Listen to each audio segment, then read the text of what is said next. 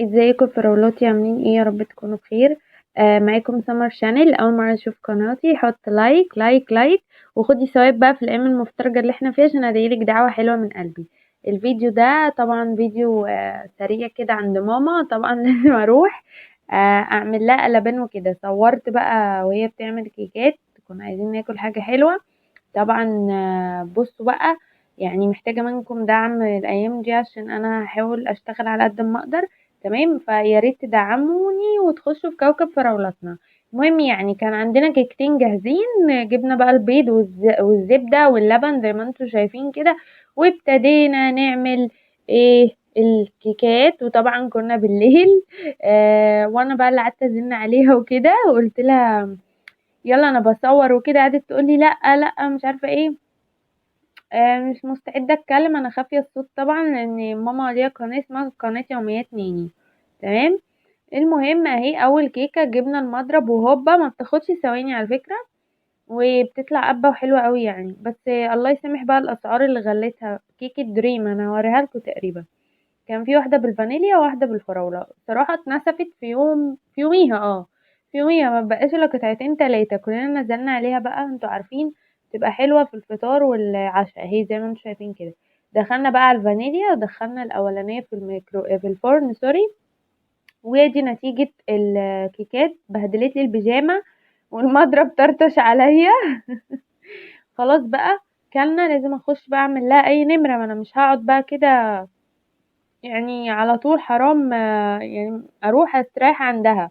قلت لا، قومي بقى اعملي شويه المواعين دولت. ده كده تاني يوم ان احنا عملنا كيكات دي بالليل ونمنا. بس عملت المواعين، وبعد كده بقى طلعت الصدق وعملت انا الغدا اليوم ده. اضربي بصل على طماطم على فلفل على الصدق، تقريبا المقطع يا جماعه معلش اتلخبط. دي المكونات: فلفل وطماطم وبصل وصدق، ورحت جايه حطاهم على بعض مع فلفل اسمر وملح، ولو عندك كمان شويه بابريكا وهتبقى 100 فل وعشرة، وبالعيش واضربي. طبعا معلش المقطع يعني اتحط قبل التاني.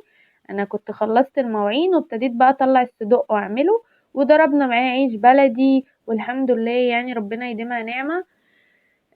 بعد كده بقى عملت ليمون بالنعناع بسيرم النعناع. ده طبعا تاني يوم، الفيديو ده متصور على يومين مش يوم واحد، اكيد ما كناش كل ده في يوم واحد. بس بقى يا فراولاتي، حطيتي لايك ولا لسه يا ست الحاجة؟ ماشي يا قلبي، شكرا على اللايك. حطي بقى كومنت حلو زيك. بصوا بقى بالليل بقى شفنا فكرة الاندومي، كان نفسي في اندومي وما كانش فيه.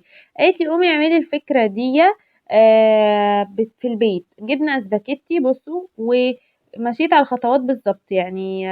كمون وكركم وملح وفلفل اسمر وبابريكا وبصل باودر. طبعا هحط من كل دول معلقة.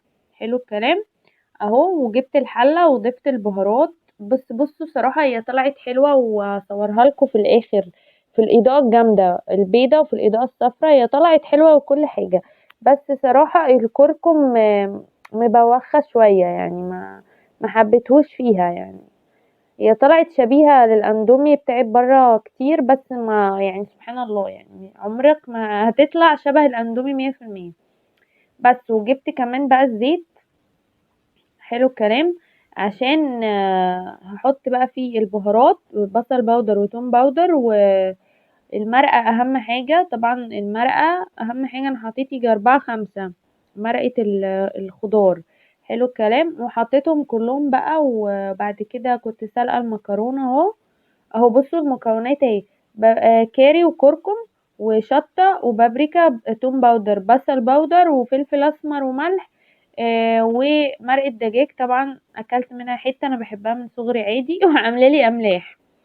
المهم يعني طبعا التلاتة ما كفوش صراحة، حطيت 5 لان هي اهم حاجة فيها المرقة بس، وطلعت تحفة زي ما انتم شايفين. بس الكركم ما انصحكمش تزودوه عشان بيدي طعم مش لطيف فيها. بس يعني المهم اعتقدنا ان هي اندومي وكلناها، والشطة كانت مولعة لان شطة فتح الله دي النقطة منها بحساب. بس شايفين بقى كانت تحفة. بس هو زي ما بقولكوا الكركم هو اللي معجبنيش فيها كتيست. بس وكلت بقى، ويا رب يكون الفيديو عجبكم. وبعد كده بقى طلعت طبقت الغسيل وظبطت الدنيا على قد ما قدرت، او مره بصوا في الاضاءه الصفراء ومره في الاضاءه البيضاء. حلو الكلام. بس وطلعت ظبطت الغسيل وكده، ويا رب الفيديو يكون عجبكم، واستنوني في فيديو جديد. يلا مع السلامه.